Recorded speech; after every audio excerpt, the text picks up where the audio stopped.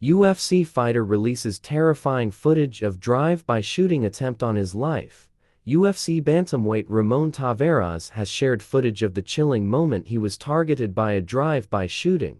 A video uploaded on Taveras' Instagram shows the 10-2 professional MMA fighter making his way out of his house to his car, before having several rounds fired at him from a moving vehicle. Taveras ducks behind his car before returning fire as the drive-by vehicle speeds away. Gut-wrenching screams can be heard from members of his household as they emerge from the front door to check on Taveras. Thankfully, he was not injured, but the ordeal has left him fearing for his family's safety. "It's unfortunate that I even have to make a post like this, but I cannot let this be swept under the rug," he wrote on Instagram, Monday, July 29, 2024. At 10:05 p.m., a group of armed men drove up on me at my mother's house and tried to take my life. By the grace of God, I made it out with no injuries and was able to grab my own firearm and return fire in self-defense. The city is unforgiving, and it's worse that Joe does nothing to correct the problem. I lost my brother in 2019 due to gun violence, and his killers are yet to be caught. Now, I find myself almost in the same situation. Joe did the bare minimum for my brother and is now doing the same for me. They assumed I was targeted due to gang violence or a problem I caused. I don't bother anyone. I stay in my own lane. I focus on my career and family." Even after explaining this, they continued to insinuate that I was involved in something that brought this outcome upon myself.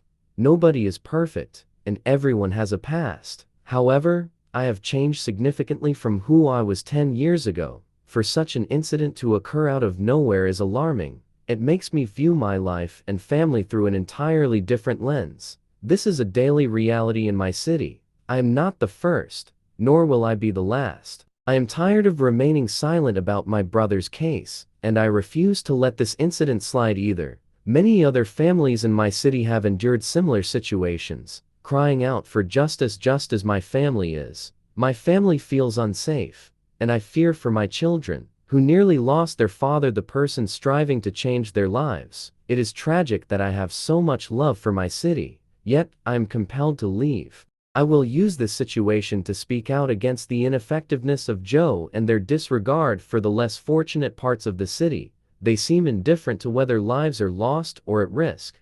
I am sick of it. This could have been a memorial post. I could have lost my life just like my brother, or somebody else could have lost theirs trying to take mine. I am done being silent. I ask for your support in spreading this message as far as we can. I am blessed and happy to be alive, but I'm leaving Duval. Taveras signed for the UFC off the back of a blistering 29-second stoppage of Taveras Romeus on the Contender Series last October.